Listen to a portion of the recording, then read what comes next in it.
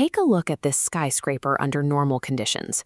It easily handles gravity pulling its mass downward, and it resists the heavy, relentless push of wind flowing in a single, predictable direction. But an earthquake introduces an entirely different set of physics. Instead of a steady push from the wind, seismic forces are sudden, violent, and whip rapidly back and forth, changing direction multiple times a second. This illustrates the core physics problem, inertia. When the ground abruptly shifts, the upper floors attempt to remain exactly where they were. This resistance generates enormous lateral, horizontal shearing forces, subjecting columns and beams to extreme, unnatural stresses. To combat these tearing forces, engineers design for two distinct benchmarks.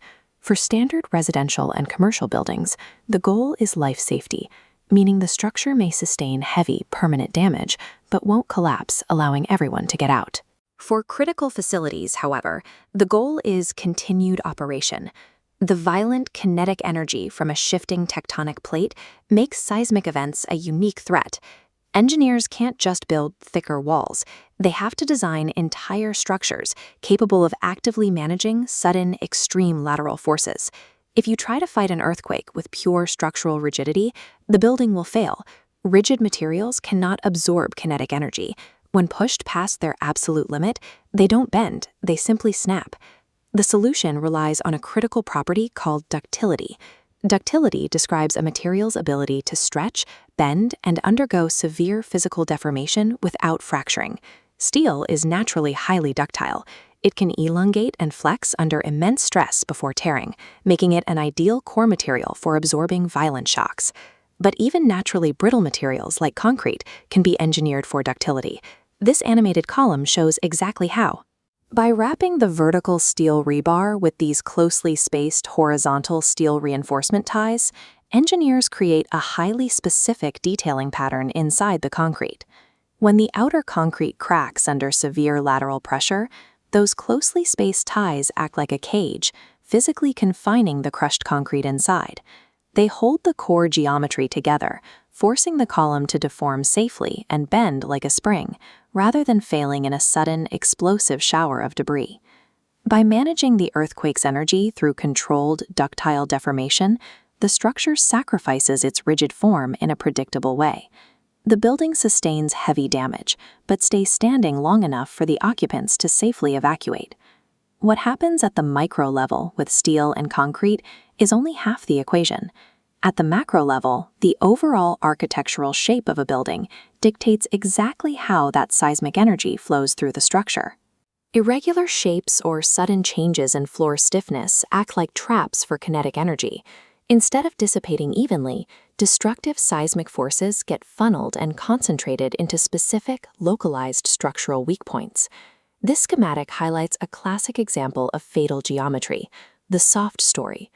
This happens when a building features a ground floor made mostly of open space, like a parking garage or glass storefront, sitting directly beneath several densely walled, highly rigid floors. Because those upper floors are so stiff, they move as a single solid block. The lateral forces bypass that rigid upper mass and entirely concentrate on the flexible ground floor columns. Overwhelmed by the concentrated energy, these lower supports act like hinges, buckling laterally and causing the building to drop straight down. Superior material strength and flawless steel detailing become useless if the building's macro geometry channels an earthquake's kinetic energy into a single, undefended bottleneck. For hospitals, emergency centers, and critical infrastructure, the life safety standard isn't enough. These facilities require continued operation. Relying on structural damage to absorb energy is unacceptable. The building has to function perfectly the minute the shaking stops. To achieve this, engineers use base isolation. This diagram shows a foundation equipped with large, flexible rubber and steel bearing pads installed directly between the earth below and the building's support columns above. Base isolation physically disconnects the superstructure from the ground. When the earth below jerks violently side to side, the flexible bearings shear horizontally. They absorb the movement, allowing the earth to shift while the building above glides relatively undisturbed. Inside the world's tallest skyscrapers, engineers use a different active technology to manage sway from both wind and seismic activity, tuned mass dampers. This system relies on a massive counterweight, sometimes weighing hundreds of tons, suspended high up inside the building. As the tower begins to sway in one direction, the mass damper swings in exact opposition, actively canceling the kinetic energy and stabilizing the frame. For ultra-critical or massive structures, passive resistance isn't an option. Engineers have to deploy active technologies to isolate or counteract the Earth's violently injected energy. Exactly which of these engineering strategies gets used depends heavily on geography.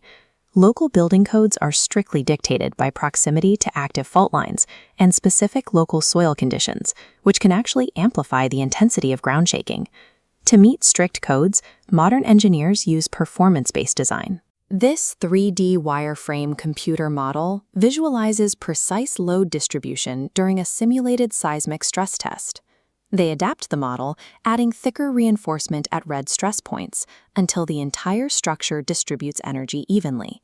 We now have incredible predictive power for new construction, but the massive ongoing challenge worldwide is retrofitting older, non-ductile buildings, structures erected decades before these principles of energy dissipation were fully understood. Earthquake-resistant design is a pinnacle of civil engineering. By combining advanced material science, highly deliberate structural geometry, and active isolation technology, today civil engineers create intricate systems that transform the planet's most unpredictable, violent forces into a manageable, survivable event.